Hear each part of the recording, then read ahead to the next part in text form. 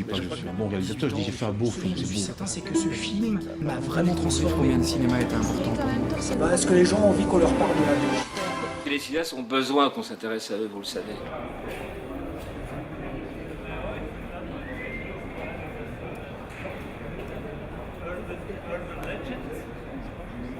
Het gaat over het feit dat al die restaurants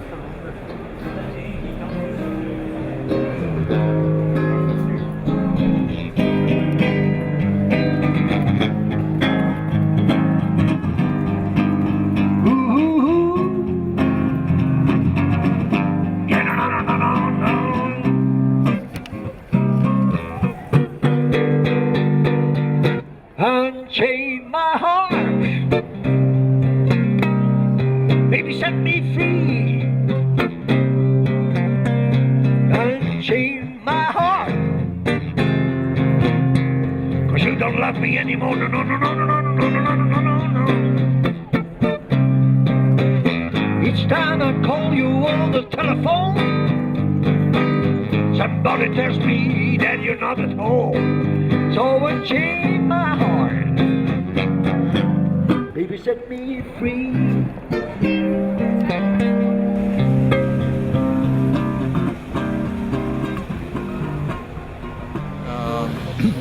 Alan Taylor a lu On the Road de Kerouac, qui était son livre de chevet. Et bon, il a découvert que c'était indispensable pour lui d'aller aux États-Unis, sur la côte Est, à New York, à Greenwich Village, parce que là, il voulait retrouver la trace des poètes beats. Donc c'est là qu'il fallait aller, évidemment. Alors, les lieux existaient encore, bien sûr, parce que Alan a eu l'occasion de jouer au Café Wa, chez Gurdy, dans tous les grands lieux où Bob Dylan a joué, où tous les artistes du renouveau, du folk revival sont passés. Mais ces gens-là n'étaient plus là, c'était terminé. I was in the village having fun. All the queens were coming out on Christopher Street, and a new age had begun. And I'm in a long line of lovers who came to New York looking for the muse. Et Alan Taylor est revenu en Europe, il a débarqué à Bruxelles, il a été conquis par Bruxelles, il a été très bien accueilli ici, il y avait des endroits dans lesquels il pouvait passer très facilement, il y avait à l'époque un certain engouement pour ce genre musical, donc il a reçu un très bon accueil ici, et il est arrivé au Laboureur, qui était chaussée d'Alzenberg, à Uccle. Et là, il y avait c'était un bistrot normal, dans lequel beaucoup de musiciens, et les plus grands musiciens anglais et américains, sont passés à cette époque-là, et se succédaient. Et c'est là qu'il a écrit une de ses plus belles chansons. Il en a écrit d'autres aussi. Et il s'attachait à observer le petit peuple, les gens, les losers, les gens qui, après la soirée auquel tout le monde assistait après le concert, il reste quelques personnes dans le bistrot qu'on va devoir à un moment donné prier de quitter le bistrot parce qu'il est trop tard, mais qui traînent et qui vont raconter une histoire. Et Alan a passé toute sa vie à observer ces gens-là, à les écouter, à les voir, à prendre des notes. C'est un garçon qui ne boit pas, mais il observait les autres. Et il a trouvé là des histoires authentiques, des vies, des petites tranches de vie, dont il a fait des poèmes, dont il a fait des textes, et qui constituent toute son œuvre pratiquement.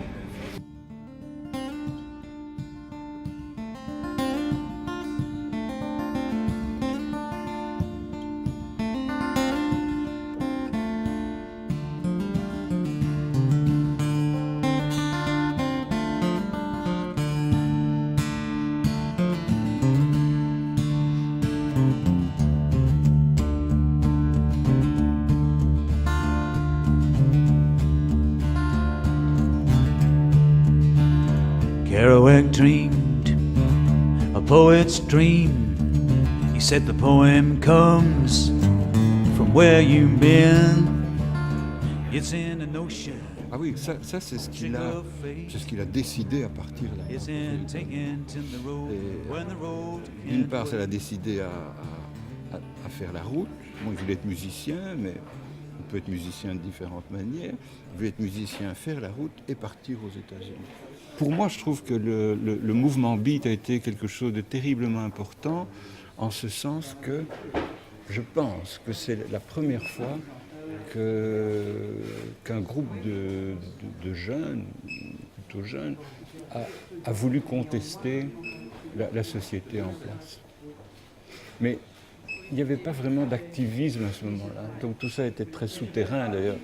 C'est le titre d'un autre roman, hein, le Subterranean, de ce qui est devenu après le mouvement hippie, qui lui a éclaté au grand jour et a été immédiatement récupéré par la société marchande, évidemment. Mais je pense que bon, la société américaine étant quand même en train de changer fortement, je crois que beaucoup de gens se retournent vers ça parce que c'est quand même les débuts de quelque chose. Et ça me paraît important. I don't want your pleasure yacht. All I want is food from a baby's gift to me. My old John Black. We worked to build this country, mister, while you enjoyed a life of ease. You've stolen all that we built, mister. Now our baby's starving freeze. I don't want your millions, mister.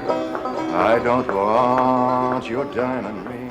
Donc Daryl Adams et son épouse Isabelle, qui vient de décéder il y a 2 jours, je l'ai appris ce matin malheureusement, occupaient le premier étage, là au coin où ils avaient installé leur atelier.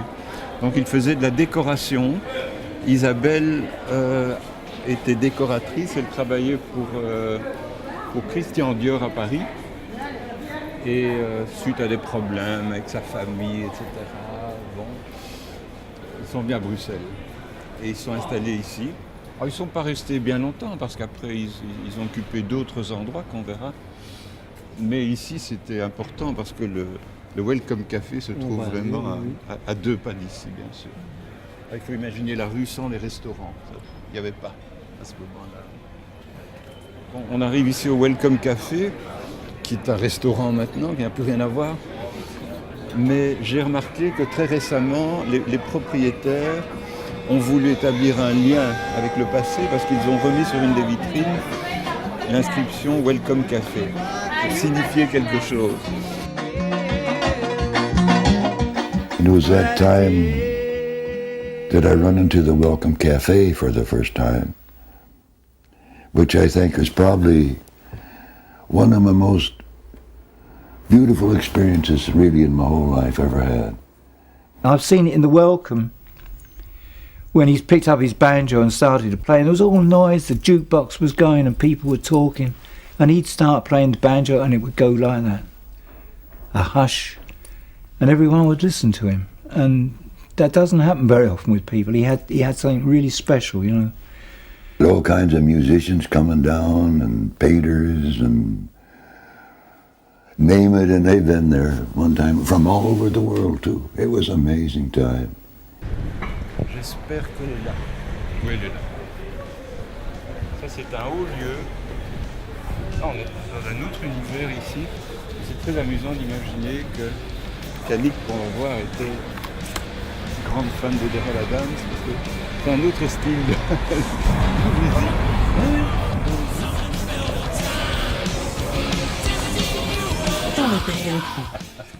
Patrick, il n'aime pas ta musique.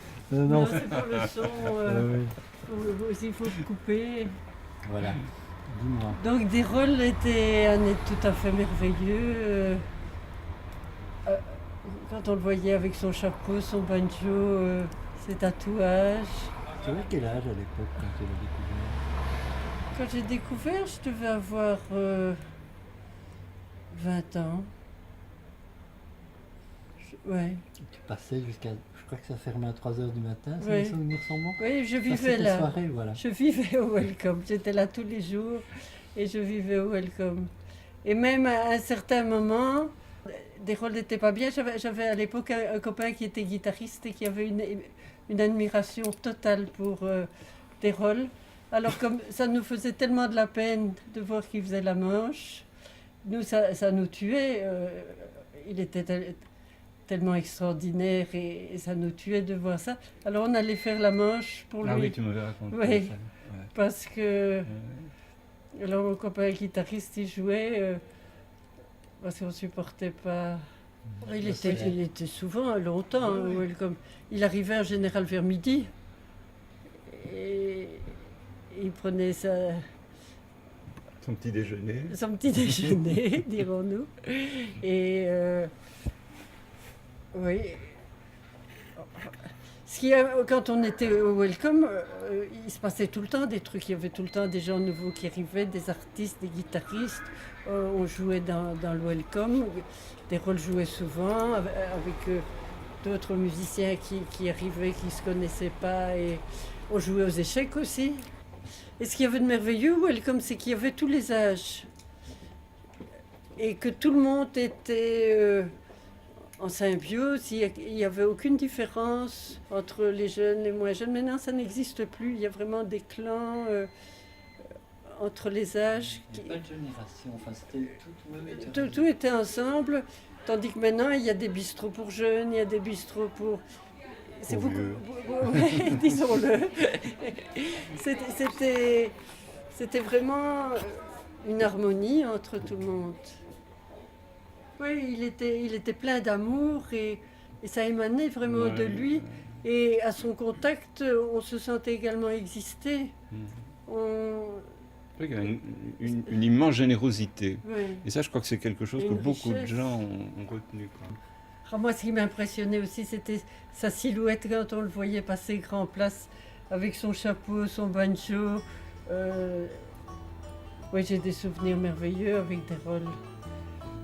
Quand des rôles étaient en concert, il chantait, puis tout à coup il s'arrêtait, il se mettait à genoux devant le public, il levait les bras et il disait I love you. Et on était tous en train de pleurer. Oui, c'était... Ouais, j'y pense tout le temps, des rôles, il manque tellement. Hein. I was born in Portland town. I was born in Portland town. Yes, I was. Yes, I was. Yes, I was. Children, I had 1, 2, 3. Children, I had 1, 2, 3. Yes, I did. Yes, I did. Yes, I did. Frank and Jimmy and Johnny made 3. Frank, Jimmy and Johnny made 3. Yes, they did. Yes, they did. C'est un homme qui devait s'exprimer. Et donc, quand il a été à certaines périodes de sa vie où il a eu des difficultés avec l'alcool ou des choses comme ça, il n'était plus vraiment en état, où il estimait qu'il n'était plus en état de jouer, de se produire, mais il peignait. Et lorsqu'il était en manque d'argent, qu'il n'avait plus les moyens d'acheter des couleurs, des toiles, eh bien, il utilisait tout ce qu'il trouvait. Il a peint sur des cartons, il a peint sur des rouleaux de papier à tapisser, et il a peint des aquarelles. On déroule ces rouleaux, ça raconte des histoires, c'est absolument extraordinaire. Il avait une créativité qui devait sortir. C'était surtout ça, il devait s'exprimer.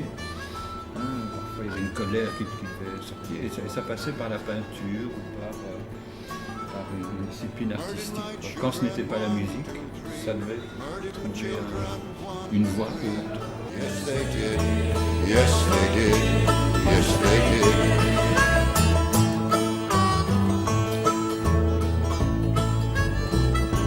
I won't have no kids no more. I won't have no kids no more. No, I won't. No, I won't. No, I won't. Très bien ce que vous faites. Très très beau. Je fais mon possible. Oui, Daniel Hartman, c'est un monument, quoi. Hein, c'est un monument. J'ai des disques de lui, des vieux disques. Mais ce que je retiens de ça, c'est qu'il, lui, il a inspiré beaucoup de musiciens. Donc il est venu ici, et il a inspiré beaucoup de gens. Oui, ça c'est vrai. Chapeau pour lui. Merci beaucoup. Oui, je vous en prie. Merci. Bravo, salut du cœur. Bonne continuation.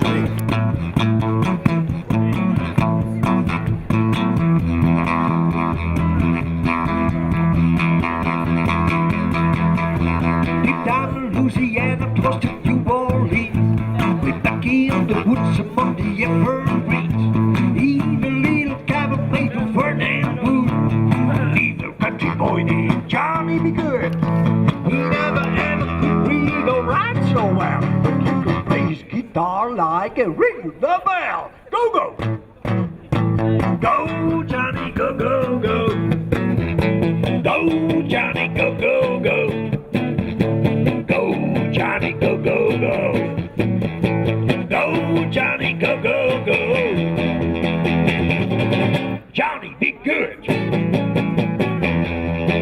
Well, his mama said one day you will be a man, and you will be the leader of a big old band. Many people come and see for miles around. They want to hear your music when the sun goes down. Maybe someday you'll maybe they may lie. Say, Johnny, be good tonight.